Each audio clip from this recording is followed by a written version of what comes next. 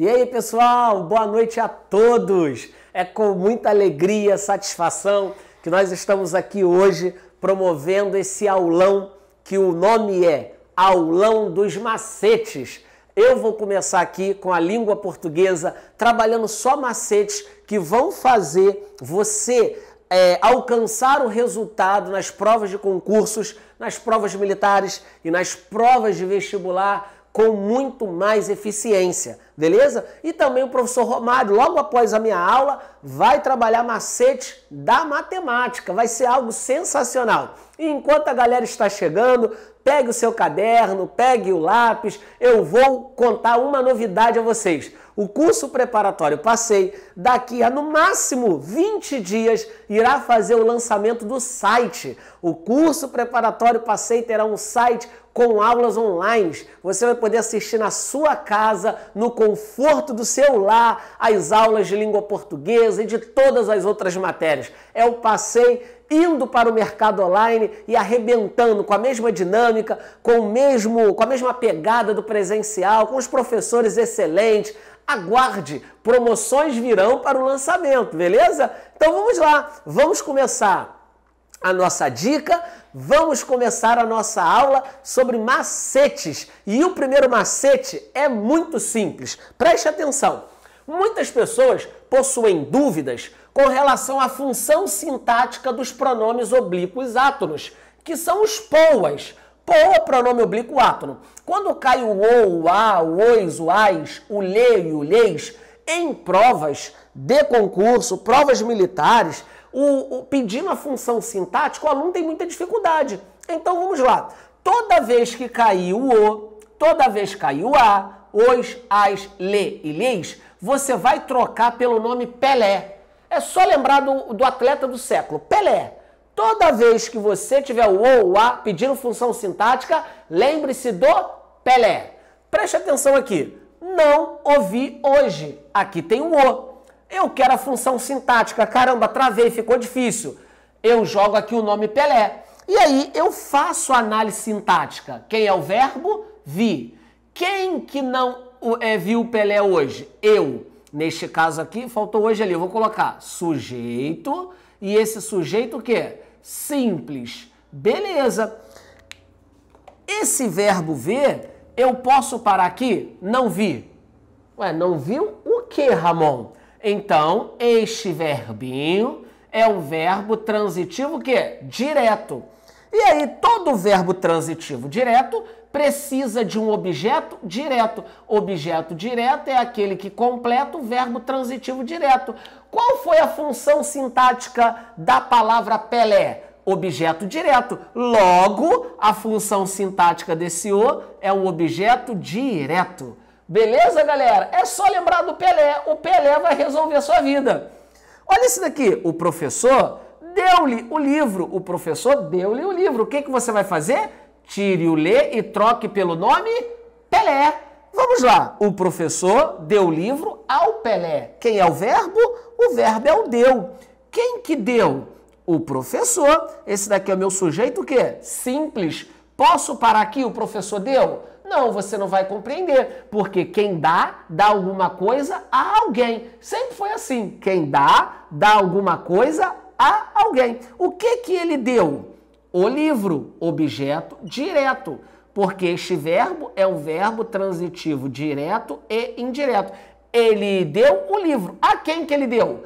Ao Pelé, objeto indireto. Esse azinho aqui ó, é uma preposição.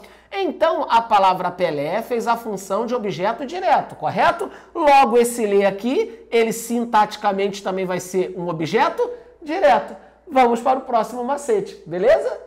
Uma coisa que eu gostaria de macetear para vocês aqui, em geral, lembrando que o macete ocorre de um modo geral. Como assim, Ramon? Não significa que é 100% assim. Mas em grande parte das provas, você já tem um fator inicial para se dar bem. Então preste atenção. Este queira aqui, ó, este quezinho, ele pode ser pronome relativo, conjunção integrante, conjunção adverbial consecutiva, ele pode ser partícula expletiva, ele tem muitas classificações. Como que você vai macetear este que? Eu tenho aqui, ó, estou tão exausto que mal consigo ficar em pé. Neste caso aqui, eu tenho a primeira oração. Ramon, o que vem a ser uma oração? Todo enunciado que possui verbo. E aqui está o verbo. Se eu tenho verbo, logo aqui eu tenho a minha oração. Esta oração não vem introduzida por uma conjunção, não vem.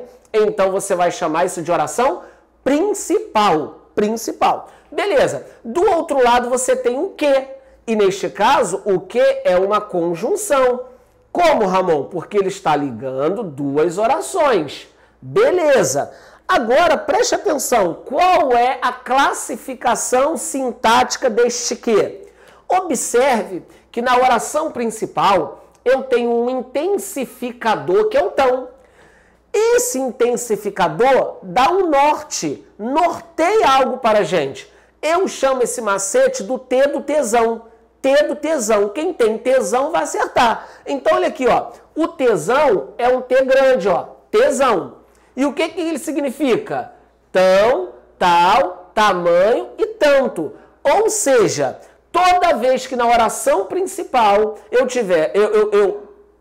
ter aqui a palavra tão, tal, tamanho e tanto, do outro lado o que vai ser uma conjunção, olha lá, adverbial consecutiva.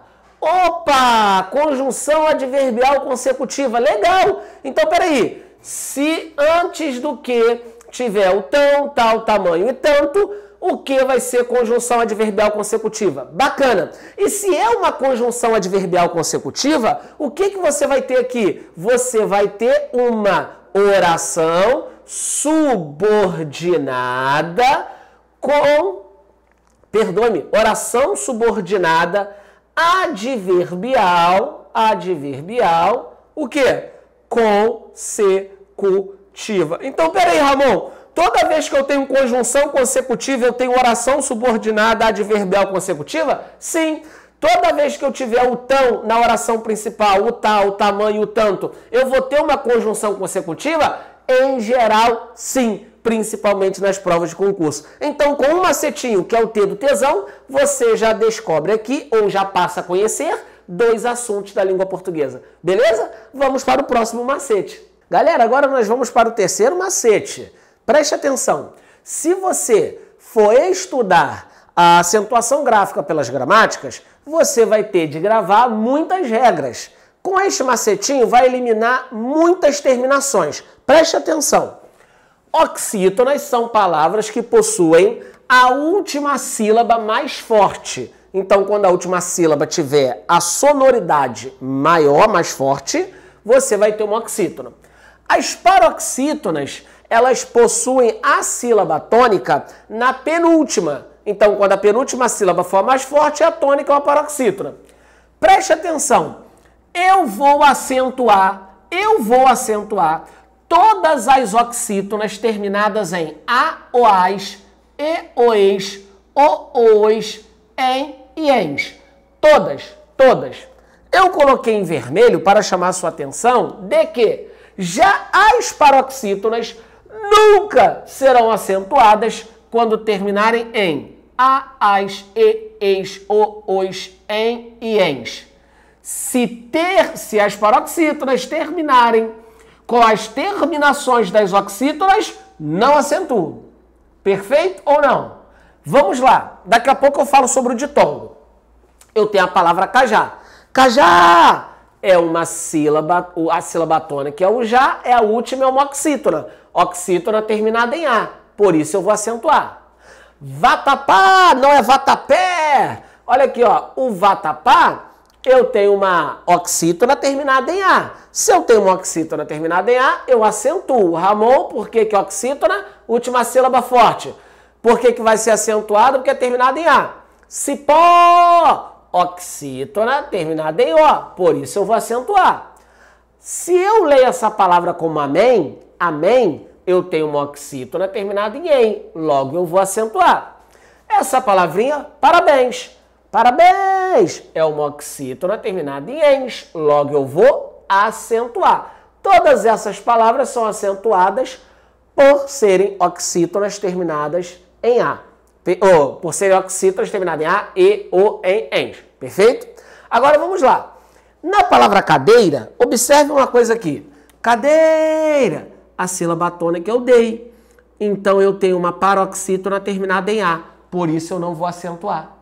O que acentua na oxítona, não acentua na paroxítona. Caderno, paroxítona terminada em O. Não vou acentuar. Agora, eu posso não, né? Eu vou ler pele, pele, pele, paroxítona terminada em E. E eu também posso ler Pelé. Olha o Pelé de novo. Pelé, oxítona terminada em E. Perfeito? Continue comigo. Eu posso ler isso daqui, ó, coco, coco, paroxítona terminada em O. Posso ler cocô, cocô, oxítona terminada em O. Por isso eu vou acentuar. Perfeito? Agora, eu tenho a palavra açúcar. Ó, açúcar, açúcar, paroxítona terminada em R. Logo, eu tenho de fazer o quê? Acentuar, porque eu só não acentuo as terminadas em A, E, O, em e ENS e os seus plurais. Perfeito? Agora, bíceps, bíceps, aqui ó, paroxítona terminada em PS, PS não está aqui, acentuo. Agora aquela palavra lá eu quero ler amém, amém. Vai ser uma paroxítona terminada em em, por isso eu não vou acentuar. Olha aqui, ó, como que a prova pode fazer uma pegadinha com você. Aqui e aqui, pele, pelé, coco e cocô. Agora, olha só, possível, possível, ó, possível, paroxítona terminada em L, por isso eu vou fazer o quê? Acentuar. Hífen, paroxítona terminada em EN, EN, aqui não tem EN. Por isso eu vou acentuar. Mas eu já não acentuo hífens. Hífens, porque é uma paroxítona terminada em NS. Perfeito? E aí, galera, eu falei do ditongo. O ditongo acentua os dois. Acentua tanto as oxítonas quanto as paroxítonas. Exemplo, chapéu, uma oxítona terminada em ditongo. Por isso eu vou fazer o quê? Acentuar. Aqui eu tenho, ó, insônia, insônia, paroxítona terminada em ditongo. Por isso eu vou o quê? Acentuar. Mais um macetinho para contribuir no seu aprendizado e fazer você se dar bem na prova. Vamos para o próximo. Vamos lá, pessoal, agora para o quarto macete. É com relação à palavra bastante. Eu tenho bastante ou bastantes, muito ou muitos, eu tenho muita ou muitas. Beleza? Então vamos lá. O bastante e o muito, ele pode ser advérbio de intensidade, ele pode ser pronome indefinido, ele pode ser um adjetivo. No caso do bastante, eu troquei aqui, eu coloquei igual ao muitos para você ter uma ideia. Então olha só, o bastante, o foco é o bastante. Ele pode ser um advérbio de intensidade quando você jogar a frase toda para o plural e ele ficar no singular, porque advérbio é invariável. Ele vai ser um pronome indefinido quando você trocar pela palavra 300. Troque pela palavra 300 e veja se vai a palavra 300 se encaixar ou não. E ele pode ser um adjetivo trocado pela palavra suficiente ou suficiente. E aí ele vai ser adjetivo. Vamos lá, veja os exemplos. Eu tenho bastantes cursos. Eu tenho bastantes cursos. Neste caso aqui, as pessoas não falam no plural. Mas observe uma coisa. Veja se eu posso colocar aqui. Eu tenho 300 cursos. 300 cursos. Deu certo a troca ou não deu? Deu. Ele está se referindo a cursos. No português, cursos é um substantivo. Logo, se eu troquei por 300, eu tenho aqui um pronome indefinido. E pronome indefinido, ele é variável, por isso ele vai para o plural. Beleza ou não? Agora observe uma coisa. Já neste caso aqui, eu tenho livros bastantes. Eu posso trocar pela palavra suficiente. Eu tenho livros suficientes. A palavra bastantes veio depois da palavra livros, que é o substantivo. Logo, esse cara aqui vai ser um adjetivo. Em geral, bastante no plural antes do substantivo, pronome indefinido. Bastantes. Bastantes. Depois do substantivo, ele vai ser um adjetivo. Beleza ou não? Agora, olha o último. Aquela mulher fala bastante. Jogue para o plural. Aquelas mulheres falam bastantes? Não. Aquelas mulheres falam bastante. Então, não variou. O fato de não ter variado mostra que é um advérbio de intensidade. E por que, Ramon? Confirme, por favor. Ele está fazendo referência ao verbo falar. Toda palavra que faz referência ao verbo é um advérbio. Perfeito? Vamos para o nosso último macete. Vamos lá, galera. Agora para o último macete. Preste atenção. Macetinho da crase. Não é bem um macete, mas é uma forma lógica para você conseguir alcançar o sucesso na base da crase. Então vamos lá. Toda vez que você tiver um vocábulo feminino, vai aparecer o A na frente dele. Toda vez que você tiver um vocábulo masculino, você vai ter o artigo o. E se o A aparecer, é porque o verbo exigiu a preposição. Logo, quando você retirar o vocábulo feminino e colocar o vocábulo masculino e no lugar do A aparecer o AU, significa que no feminino tem de ter o acento grave, que é o acento que marca a crase. Beleza? Vamos ver isso de forma bem simples. Eu irei à igreja. Eu retiro a palavra igreja e coloco eu irei, olha aqui, ó, curso, passei. Beleza. Como que ficaria isso? Eu irei a curso, passei? Ou eu irei ao curso, passei? Olha lá, ó, eu irei ao curso, passei. Neste caso, quando eu coloco ao, eu vou aqui, ó, ter o acento indicativo da crase diante do vocábulo feminino. Perfeito? Ficou simples? Agora observe, eu amo a mulher de rosa. Imagine aqui várias mulheres ali, eu conversando. Olha lá, rapaz, eu amo a mulher de rosa. Então preste atenção. Eu retiro a palavra mulher e coloco a palavra homem. Olha só, eu amo o homem de rosa. Observe aqui agora, como que vai ficar? Eu amo ao homem de rosa ou eu amo o homem de rosa? Eu amo o homem de rosa. Então, neste caso, eu retirei o A, coloquei, mas não deu ao, deu só o. Então, aqui não vai ocorrer o acento indicativo da crase, que é o grave. Beleza? Outro exemplo. Este produto é prejudicial à saúde. Eu retiro aqui a palavrinha saúde, coloco aqui a palavra corpo. E aí eu vou ter, este produto é prejudicial, complete aí para mim. Ao corpo, na frente do vocábulo masculino, deu ao. Se deu ao, aqui ocorre o acento, o acento indicativo da crase. Beleza? Agora, fiquem com o meu amigo e professor Romário. É excelente, vai fazer a matemática se tornar algo muito fácil para você. Um grande beijo, continuem focados, eu tenho certeza de que em algum tempo, bem próximo, alcançaremos a nossa aprovação. Um grande beijo, galera! Fala galera, professor Romário Fernandes aqui, onde hoje eu vou estar mostrando várias dicas, bizus e macetes para vocês, desde a galera que é pré-vestibular, pré-militar e a galera de concurso público de modo geral. Então vai abordar essa galera aí toda. Agora, vamos comigo que vai ser super interessante para você. Primeiro, a gente vai começar falando de um tópico que cai muito em prova, que é a nossa querida análise combinatória, né? Primeiro, eu vou mostrar a diferença do arranjo e da combinação. É importantíssimo saber as fórmulas, né? A fórmula do arranjo é n fatorial sobre n menos p fatorial. Lembrando, professor, o que é o n fatorial, né? O n fatorial, imagine que eu tenha 3 fatorial, né? Seria 3 vezes 2 vezes 1, que daria 3 vezes 2 vezes 1, 6. Só lembrando disso, né? O fatorial de um número é você multiplicando os antecessores dele até chegar a 1.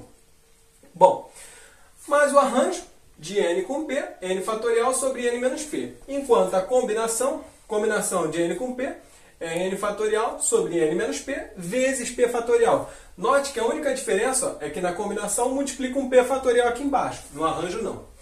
Mas, de verdade, galera, tem muita gente que aprende a fórmula, sabe o arranjo, sabe a combinação, mas o cara não sabe como aplicar aquilo. Por quê? Porque tem uma bendita ordem.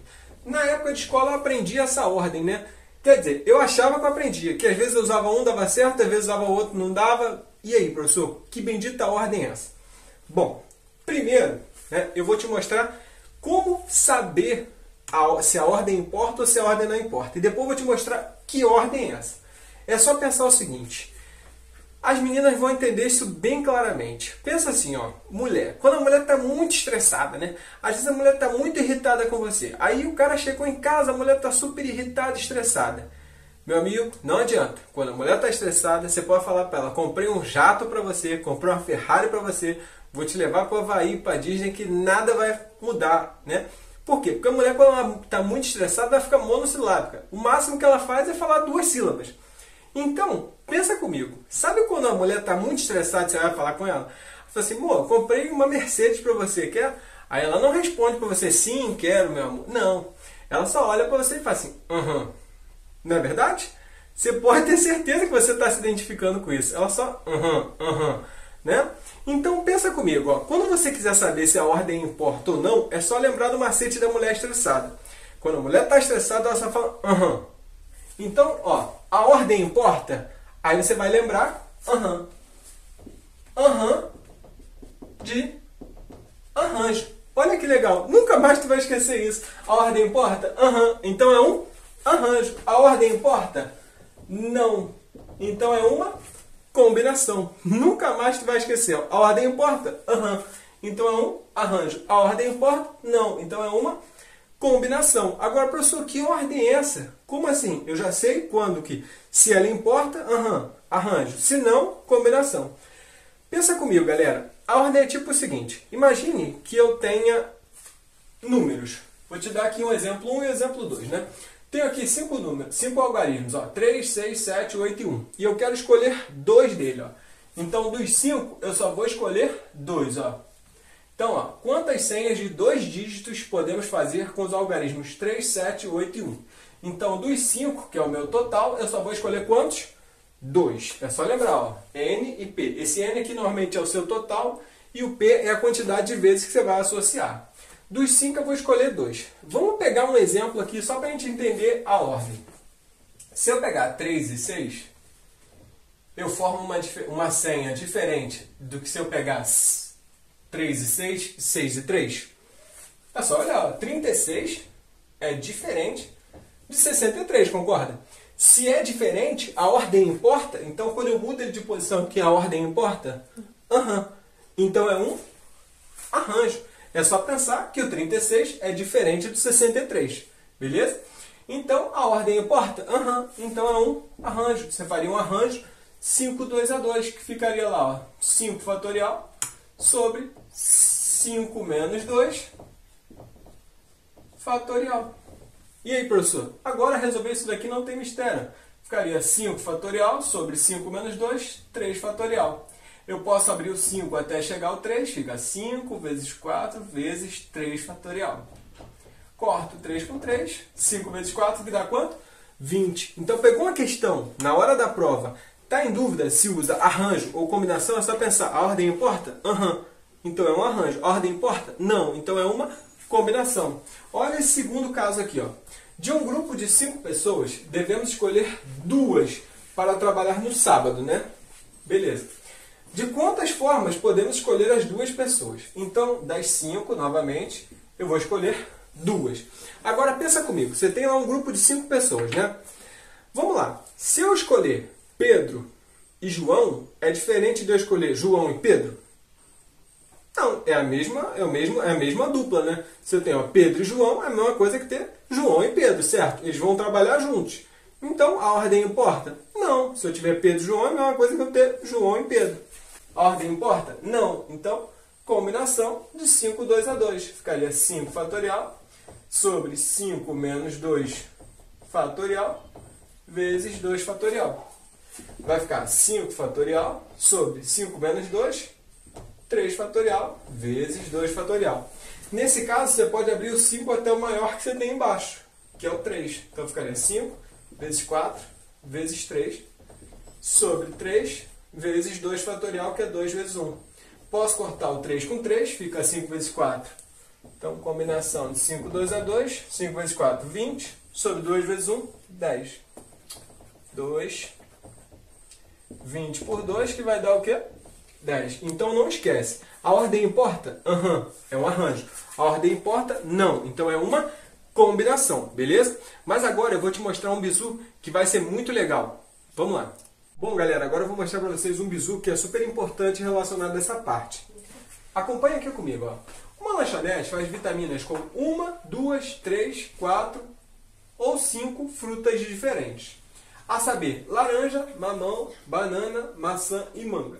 As vitaminas podem ser feitas com um só tipo de fruta ou misturando-se os tipos de fruta de acordo com o gosto freguês. Desse modo, quantas opções de vitamina a lanchonete oferece? Bom, não tem como você fazendo na mão, né? Uma a uma. Por exemplo, só laranja, só mamão, ou laranja com mamão, ou laranja, mamão e banana. Então, o que a gente faz, né? Normalmente, o aluno faz assim, ó. Bom, primeiro, né? Vamos só pensar se é uma combinação ou se é um arranjo. Pensa comigo, se eu colocar banana e mamão é diferente de eu colocar mamão e banana? Lembra? Quando tu misturar aquilo tudo, mexer, não vai virar o mesmo sabor? Então a ordem importa? Não. Então é uma combinação. Eu teria que pegar das 5 uma, poderia pegar das 5 duas, uma outra combinação, né? Poderia pegar das 5 3, das 5 4 e também das 5 às 5, né? Então eu posso misturar de um modo, 2, 3, 4 ou 5. Vou ter que somar tudo isso. Só que pensa comigo, galera, não daria maior trabalhão ter que somar esses caras e fazer as várias combinações, né? E aí você perderia muito tempo. E tempo é uma coisa que não se tem prova. Então guarda isso no coração. Toda vez que você quiser fazer associações de elementos, por exemplo, eu tenho 10 elementos. Dos 10 eu quero pegar um só, 2 a 2, 3 a 3, 4 a 4, 5 a 5, 6, até os 10 juntos. Basta que você calcule o número de subconjuntos, tá? Subconjunto é um conceito que você vê lá em conjunto e normalmente não associa essa ideia, mas usa-se muito. E tem várias questões de concurso que dá para você aplicar a ideia. O número de subconjunto define o número de associações que você faz com um determinado número de elementos. Para calcular o número de subconjuntos, é só fazer 2 elevado ao número de elementos. Professor, então você está querendo dizer que ao invés de eu ter que fazer todas essas combinações, é só chegar aqui, ó. 2 elevado. Quantos tipos de fruta eu tenho? 5, né? Laranja, mamão, banana, maçã e manga. 5. Então faria 2 elevado a 5. 2 elevado a 5 é só fazer 2 vezes 2 vezes 2 vezes 2 vezes 2. Que daria 32. E professor, mas não tem essa resposta, né? Não. Toda vez que você calcular o número de subconjuntos, você tem que subtrair 1. Que 1 é esse? É o vazio. Ninguém iria lá comprar um copo só vazio, né? Então, eu subtraio 1, que é o vazio, logo, quantas vitaminas diferentes a gente pode formar? 31, beleza, galera? Então, são 31 tipos de vitaminas diferentes. Se ele quiser fazer associações com os elementos, basta calcular o número de subconjuntos, que é 2 elevado ao número de elementos. Só não pode esquecer de subtrair 1 no final, que é o nosso subconjunto vazio, ok? Bom, se tem uma coisa que aparece muito nos concursos, é a parte que envolve gráfico, né? Função no primeiro grau. Então, eu vou mostrar para vocês como achar a função no primeiro grau só olhando para o gráfico, né? Pessoal aí de provas militares, só uma observação, né? Nos concursos públicos, de modo geral, aparece o gráfico. Já na ESA, não. Então, ele daria isso escrito na prova, tá? Mas acompanhem comigo, ó. Eu tenho aqui uma função f de x, tenho o eixo y, que é o eixo das ordenadas, e o eixo x, que é o eixo das abscissas. Uma função no primeiro grau, ela tem uma forma. Ela tem a seguinte fórmula. F de x é igual a ax mais b. Então, f de x é igual a x mais b. Que eu também posso escrever como y igual a ax mais b. Tranquilo? Onde o a ele representa o coeficiente angular e o b representa o coeficiente linear. Quem é esse cara? Guarda isso já no coração. O b é sempre o ponto onde corta o eixo y. Então, quando você tiver uma função, se você precisar descrever que função é essa e quiser saber quem é o b, é só olhar onde a função está cortando o eixo y. Então, se eu quisesse escrever essa função aqui, ó, poderia colocar y igual a x mais... Onde que ela está cortando o eixo y? A função está cortando o eixo y no 6. Então eu já sei que ela corta o eixo y no 6. Então o b vai valer quanto? 6. Então, ó, não esquece isso. Sempre onde a função corta o eixo y vai ser o meu b. Então o b vale 6. Para eu achar o a, que é o meu coeficiente angular, eu preciso achar um outro ponto por onde ela passa. Essa é uma das formas só de achar a função, tá? Bom, eu posso utilizar esse ponto aqui, ó. Que ponto seria esse, né? Sempre que o ponto ele corta um eixo, o outro eixo é zero. Como assim, professor? Todo pontinho que você pegar aqui no plano cartesiano, a gente chama isso de coordenada. Então, por exemplo, aqui eu tenho uma coordenada. Está cortando o eixo y. Então eu sei que o x vale 0 e o y vale 6. Ô, professor, por que você colocou o x igual a 0? É só lembrar. Onde ela corta um eixo, o outro é 0. Beleza? Então, ó, aqui ela está cortando o eixo x. Então eu sei que a coordenada, o x vale menos 3 e o y vai valer o quê? 0. Aí você pode vir com esse ponto aqui, ó, e substituir aqui. Quando o x vale menos 3, o y vai valer 0. Não esquece, toda vez que você tiver uma coordenada, sempre o primeiro valor é relacionado ao eixo x e o segundo é relacionado ao eixo y. Então, quando x for menos 3, o y vai ser 0. Vou substituir aqui, ó. Quando x for menos 3, o y é 0. Então, y 0 igual a que multiplica o x menos 3 mais 6. Vai ficar 0 igual a vezes menos 3a mais 6. Vou passar o menos 3a para a esquerda, então vai ficar 3a positivo, né? Lembrando, quando muda a letra de lado, muda o sinal, igual a 6. A vai ficar igual a 6 dividido para 3. 6 dividido para 3, o a vale quanto? 2. Qual seria a minha função? Como o b eu já sei, né? Eu poderia reescrever, ó, f de x é igual o a, que é 2, x, mais o b que eu já sabia que era 6. Lembrando que o b é sempre o ponto onde a função corta o eixo y. É muito importante você não esquecer que a forma canônica de uma função do primeiro grau é sempre essa, tá bom? E isso, galera, vale para todos os concursos. Cara, para todos os concursos isso aparece muito e com muita frequência, né? Agora, eu vou mostrar para vocês uma outra forma de se calcular essa função. Esse é um jeito. Tem outra forma, Omar? Tem. Vou mostrar para vocês agora. Acompanhe aqui comigo, ó, rapidinho. Na outra forma, vocês vão precisar de uma matriz, né? Para quem não lembra bem de matriz, não tem muito mistério que eu vou mostrar para vocês como é que faz isso por matriz. Só que você vai ter que definir os pontos, né? Aqui eu tenho essa coordenada, que é menos 3 e 0, e essa daqui que é 0 e 6. Eu poderia ter uma outra coordenada aqui dentro, ó. Menos 1 e 4. Né? Como eu já sei qual é a função, eu sei que menos 1 e 4 seria também uma coordenada. Então, você poderia pegar, ó, essa coordenada aqui, ó, menos 1 e 4, 0 e 6, ou menos 1 e 4, menos 3 e 0, ou menos 3 e 0, 0 e 6. Só que você vai precisar de dois pontos para fazer esse segundo modo. Esse segundo modo, você monta uma matriz, onde vai ficar x, y, 1. A terceira coluna é sempre composta por 1. Eu, particularmente, acho esse modo mais prático, mas tem muita gente que gosta de fazer daquele primeiro modo. Naquele primeiro modo, é muito prático quando você tem os pontos onde a função corta os eixos, né? Caso contrário, nem tanto, porque aí você teria que gerar um sistema. Aí fica mais prático por matriz. Então, ó, x, y, 1, 1, 1. A terceira coluna, colunas, linhas. A terceira coluna é sempre 1. Aí eu vou lá e coloco os pontos. Eu vou utilizar essa coordenada, que é 0 e 6, e essa daqui que é menos 3 e 0. Então, ó, 0 e 6, menos 3 e 0. O que você vai fazer? Você vai fazer o determinante. Quando você fizer o determinante, você vai igualar a 0. Mas, professor, como é que eu faço isso? Você vai repetir as duas primeiras colunas, ó, x, 0 e menos 3, y, 6 e 0. Aí traça 3 diagonal para a direita aqui, ó, 3 diagonais. Onde cada diagonal tem que ter 3 elementos. Ó. X vezes 6 vezes 1, 6x.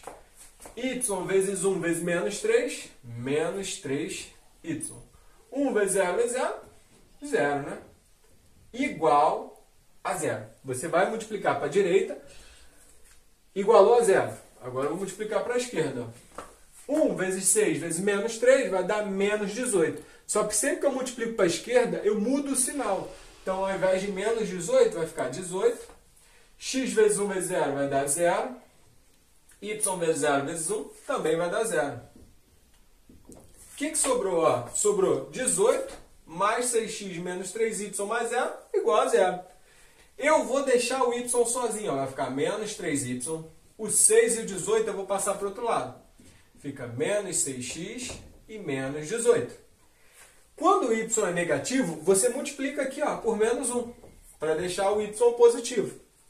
Quando eu multiplico por menos 1 uma equação, muda o sinal de todo mundo. Então fica 3y igual a 6x mais 18.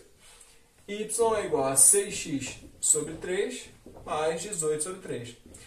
O 3 que está multiplicando o y vem dividindo os caras que estão à direita. Então você vai ter que y é igual a 6 sobre 3, 2. 18 sobre 3, 6. A pessoa deu a mesma função, não deu? Deu. F de x igual a 2x mais 6. É o mesmo caso. Só que, cara, para a galera que é de concurso público de modo geral, né, eu sempre falo, é bom saber isso daqui. Ah, Romário, mas tem que guardar essa ideia do determinante da matriz? Tem, mas isso faz você ter que poupar tempo. No nosso caso ali, a gente sabia que era o B já, mas quando você não sabe qual é o B, cai num sisteminha. Então é bom saber esse bizu que vai ajudar bastante vocês. Tranquilo? Galera, agora falando de razão e proporção, também aparece bastante, ó. Razão e proporção é um tópico que se você fizer usando o macete que eu vou mostrar agora, as questões ficam bem fáceis. Se não, dá um trabalhinho a mais, né? E prova você não pode ter muito trabalho. Então, vem comigo, ó. A razão entre o número de homens e mulheres em uma empresa é de 3/5. Então, ó, homens, mulheres. É de 3/5. Presta muita atenção. O que você disser primeiro vai ser relacionado ao primeiro cara que você tiver na fração, ou ao termo de cima, né? 3/5 também pode ser escrito assim, ó. Então eu disse, ó, número de homens e mulheres. Então, homens e mulheres. O homem vai ser relacionado ao 3 e a mulher relacionado ao 5. E agora, professor, o que eu faço? Ó? Então eu sei que a razão entre o número de homens e mulheres é 3/5, homem relacionado ao 3 e mulheres relacionado ao 5. Porque o primeiro cara que eu disse foi homem, então relacionado ao 3 e mulher ao 5. É só pegar esses caras e acrescentar um x a ele. Simples assim. Só isso, professor? Não precisa fazer aquela regrinha que normalmente vocês aprenderam e que de modo geral as pessoas fazem. Então, ó, homem seria 3x, mulher 5x. Simples, ó. 3x mais 5x igual a... Qual é o total de pessoas que eu tenho na empresa? 120. Então, ó, 3x mais 5x, que vai dar 8x, né? Igual a 120. O 8 que está com x vem para cá dividindo. 120 por 8, que vai dar 120 por 8, dá 15. Então, o x vale 15. Ah, Romário, nós achamos a resposta? Não, achamos o x. X é 15. Então, quantos homens eu teria? Ó, 3 vezes x, que é 15, né? 3 vezes 15, 45. Ou, se você quiser saber quantas são as mulheres, 5 vezes x, 5 vezes 15, 75. Então, para a nossa resposta, quantos homens tem nessa empresa? 45. Então, não esquece. Ó, vou te dar um exemplo. Eu tenho café e leite numa proporção de 1/5. Por exemplo, 1/5 é a quantidade de café e leite. Então, o café é o que eu disse primeiro, relacionado a 1x. Leite, 5x. Então, a quantidade de café e leite, eles estão na razão de 1/5. Como café é o que eu disse primeiro, relacionado ao primeiro cara, leite relacionado ao segundo. Aí imagine que eu tenha lá um copo de 180 ml, né? Quanto que eu teria de leite, quanto que eu teria de café? É só pegar, ó, 1x mais 5x igual a 180. Vai ficar 6x igual a 180, x igual a 180 por 6. O x vai valer 30 ml. Aí você vai substituir. Se quiser saber quanto que você tem de café, 1 vezes 30, 30. De leite, 5 vezes 30, 150. Beleza? Então, toda vez que tiver razão, é só pegar e inserir um x a cada um dos caras. Lembrando que o primeiro que você disser é relacionado ao primeiro termo, ou o termo de cima. E o segundo ao segundo termo, ou o termo de baixo. Tranquilo? Porcentagem, né? Um bizu aqui de porcentagem cai muito, mas é muito fácil de se errar em prova. Quanto que é 10% ao quadrado, né? Primeiro, elevar uma coisa ao quadrado é só fazer ela vezes ela. Então é muito simples o cara pensar, 10 vezes 10, 100, certo? Não. Toda vez que você for fazer um processo com porcentagem, primeiro você deve converter isso para fração. Como? 10% Sempre que eu tiver o símbolozinho da porcentagem, você quiser tirar esse símbolo, é só colocar ó, 10 sobre 100. Então, vou fazer uma operação, vou multiplicar, dividir, fazer o que for. Primeiro converte para fração. Então, 10% é a mesma coisa que 10 sobre 100. Dá para cortar um zerinho de cima com um zerinho de baixo. Então, eu sei que 10% é a mesma coisa que 1 sobre 10, 1/10. Aí sim, achei 1/10, eu pego esse 1/10, ele não quer 10% ao quadrado? Então, ó, primeiro passo, converter para fração, virou 1/10 e eleva ao quadrado. 1 ao quadrado, 1 vezes 1, 1. 10 ao quadrado, 10 vezes 10, 100. E professor, deu 1 sobre 100, né? Deu. Mas o cara quer a resposta em porcentagem, não quer? Aí você faz o processo contrário. Então, ó, primeiro eu coloquei dividindo por 100, não foi? Agora eu vou multiplicar por 100%. Aí fica ó, 100 vezes 1, 100% sobre esse 100 aqui. 100 dividido para 100 vai dar quanto? 1%. Então a resposta dessa questão, letra D, 1%. Então não esquece, toda vez que for fazer uma operação com porcentagem, primeiro converte para fração. Aí sim faz a operação. Achou a resposta, se as opções estiverem em porcentagem, basta multiplicar por 100%. Esse processo que eu fiz aqui é muito usado até mesmo em probabilidade, né? Probabilidade é a chance que um evento tem de ocorrer em relação ao total. Por exemplo, né? Vamos supor que num grupo eu tenha 7 mulheres e 3 homens. Né? Qual seria a probabilidade de, se eu fechar os olhos e encostar em um homem? Seria de 3, em quantas pessoas que eu tenho? 7 mais 3, 10. Então a probabilidade de eu encostar em um homem seria de 3 em 10. Só que muitas das vezes, principalmente nos concursos públicos ainda, no VEST, no militar, às vezes até colocam a resposta assim, mas nos outros normalmente colocam isso na forma de porcentagem. Então a probabilidade de eu encostar no homem seria de 3 em 10. Se eu quiser passar isso para porcentagem, basta vir aqui e multiplicar por 100%.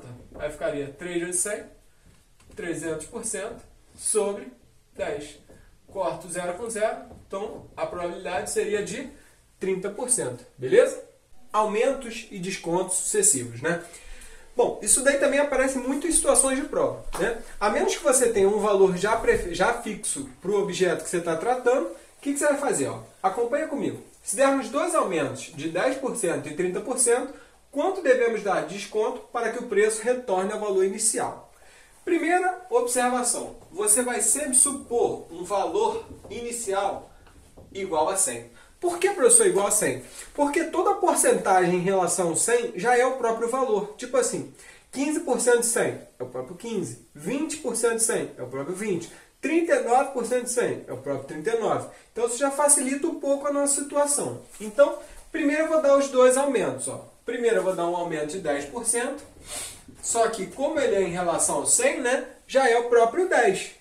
Quanto que é 10% de 100? É o próprio 10. Então, 100 mais 10, quando eu der o primeiro aumento de 10%, ele vai para 110.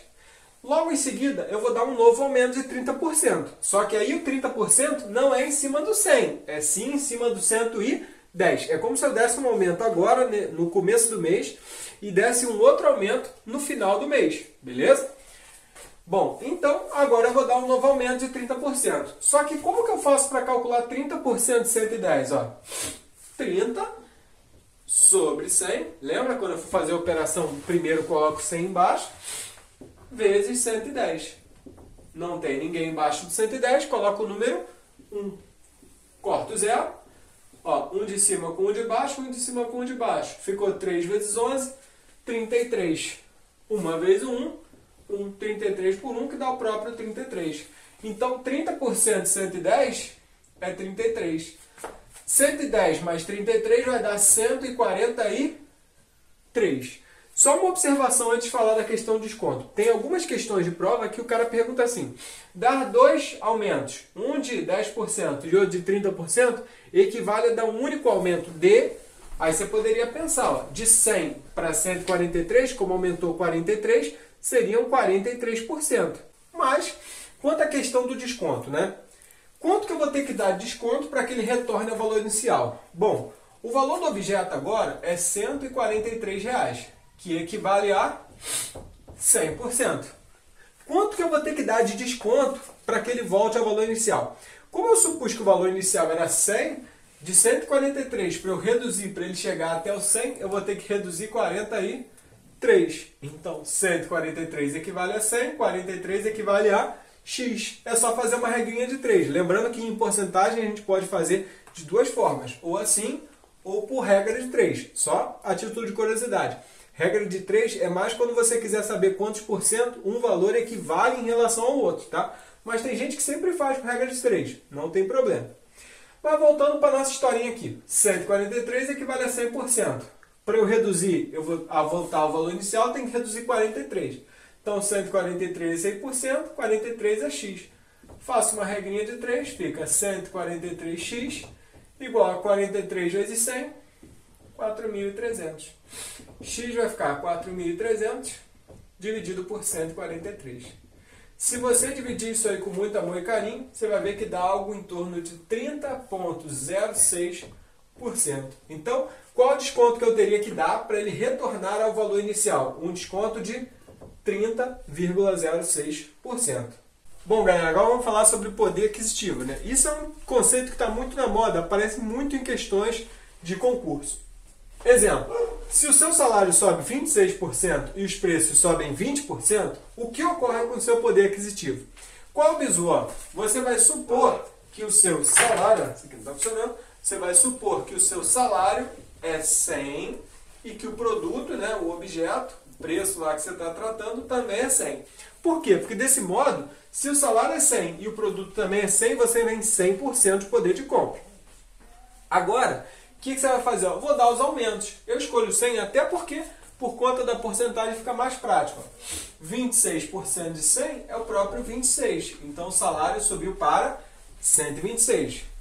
20% de 100 é o próprio 20. Então, o produto subiu para 120. O que você vai fazer agora? Né? Você vai lá e vai fazer uma regrinha de 3. O nosso poder aquisitivo não é 100% baseado no que a gente tem, mas sim baseado no preço das coisas. Então, o que você vai fazer? O produto, que é 120, equivale a 100%. O salário, que é 126, equivale a x. Quando você multiplicar isso, vai ficar 120x igual a 126 vezes 100, que dá 12.600. Multiplicar o número natural por 100 é só acrescentar 2 zeros. X vai ficar igual a 12.600 sobre 120. Corto os zeros, isso vai dar 105%. Ou seja, se antes tinha 100% e foi para 105%, isso quer dizer que teve um aumento de 5% no nosso poder de compra. Então, caiu o poder de compra, utilize esse artifício. Tranquilo? Beleza? Então, galera, é isso daí. Muito obrigado pela atenção de todos. Foi um prazer estar aqui com vocês. Que Deus abençoe a todos. Continua aí curtindo, acompanhando o passeio nas redes sociais. E é isso daí, galera. Um abraço a todos. Valeu!